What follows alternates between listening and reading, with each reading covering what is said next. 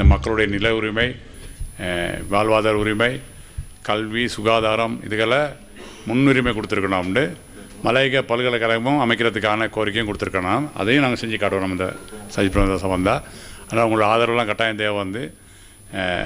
உங்களுக்கு தெரியும், இன்றைக்கு மலையத்தில் நிறைய கட்சிகள் தன்னுடைய பொய் பிரச்சாரம் செஞ்சுக்கிட்டு இருக்குது. சம்பள பிரச்சனை இருந்தாலும் சரி, மக்களோட அபிவிருத்தி செஞ்சாலும் சரி, நாங்கள் செஞ்ச வேலைகள் கிட்டத்தட்ட நல்லாட்சி அரசாங்கம் தோல்வி கட்ட பிறகு அதுக்கு பிறகு எந்த ஒரு வேலைகளும் செய்யலை. சும்மா வாய்வீச்சு அரசியல் தான் பேசிக்கிட்டு இருக்காங்க. ஆனால் எங்களை பொறுத்தளவில் நாங்கள் 3 பேரும் நேர்மையாக ஒரு வேலையை செஞ்சுக்கிட்டு இருக்கோம். நம்ம போய் தொடர்ந்து உங்களை ஆதரவை தாருங்க. கட்டாயமாக சஜித் பிரேமதாசன் வென்ற பிறகு நாங்கள் நல்லாட்சி அரசாங்கத்தில் என்னென்ன வேலை செஞ்சோமோ அதெல்லாம் மீண்டும் ஆரம்பிக்கப்படும். அதற்கான வழியும் வந்திருக்கு. இன்றைக்கி பார்த்திங்கன்னா மலைய மக்கள் கூடுதலான 90% வாக்குகளில் 80% வாக்குகள் சஜித் பிரேமதாஸுக்கு அளிப்பாங்க. ஏன்னா நம்ம எல்லா இடத்துக்கும் போகிறனால விளங்குது, ரொம்ப ஆர்வமாக இருக்காங்க. முகலியா மாவட்டத்தில் ரொம்ப பிரச்சாரம் நல்லா போயிட்டுருக்கு. ஒரு காலமும் இல்லாத பிரச்சாரம். ஒரு பக்கம் ராதானே, ஒரு பக்கம் நான், ரொம்ப பிரச்சாரம் நல்லா போயிட்டுருக்கு. அதே மாதிரி நேற்று கண்டியில் தலைவர் கண்டிக்கு போயிருக்காரு, எட்டியாந்தோட்டம், ரத்னபுரம் எல்லாம் போயிருக்காரு. நானும் அந்த மாதிரி எல்லா இடத்துக்கும் போயிட்டுருக்கேன். ராதானன் போயிட்டுருக்காரு. ஆகவே எங்கள் வெற்றி நிச்சயம். இந்த வெற்றிக்கு பிறகு மலையத்தில் பெரிய மாற்றம் நடக்கும். இந்த மாற்றத்துக்கு நீங்கள் எல்லாம் அனைவரும் பங்காளி ஆகிக்கும். மலையக தமிழர்களின் வரலாற்றிலே ஒரு மைல்கல் நிகழ்வு என நான் தைரியமாக, உற்சாகமாக, எழுச்சியாக எடுத்துரைக்க விரும்புகின்றேன்.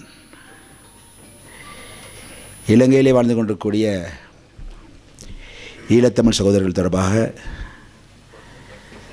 பல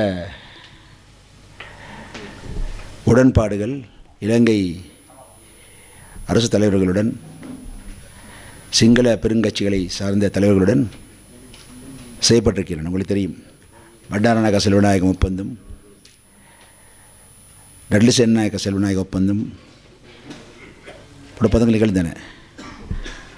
அதையடுத்து இலங்கையில் வாழ்ந்து கொண்டிருக்கூடிய தமிழ் மக்கள் தொடர்பாகத்தான் இந்த ராஜீவ்காந்தியும் டிஆர் ஜெயவர்தனும் கூட ஒப்பந்தம் செய்து கொண்டார்கள். அதுக்கு முன்னாடி ஸ்ரீனிவாச சாஸ்திரி ஒப்பந்தம் ஒன்று நிகழ்ந்தது.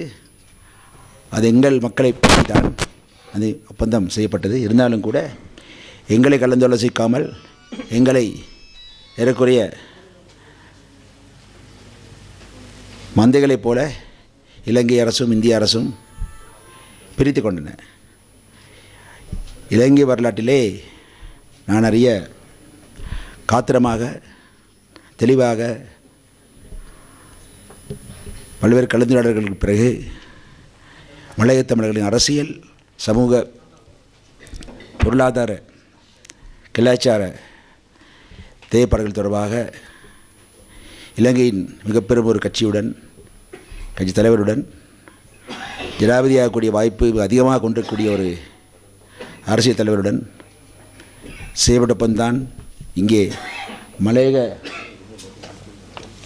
சாசனமாகவும், அதேவேளை ஐக்கிய மக்கள் கூட்டணிக்குள்ளே ஐக்கிய மக்கள் சக்தி தலைவர், கூட்டணியின் தலைவர் சஜித் பிரேமதாசவுக்கும், தமிழ் கூட்டணிக்குள்ளே இருக்கக்கூடிய 3 கட்சி தலைவர்களுடனும் செய்யப்பட்ட ஒப்பந்தமாகும். இந்த ஒப்பந்தத்திலே 3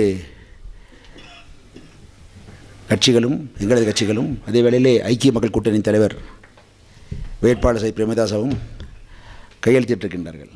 ஆகவே இது ஒரு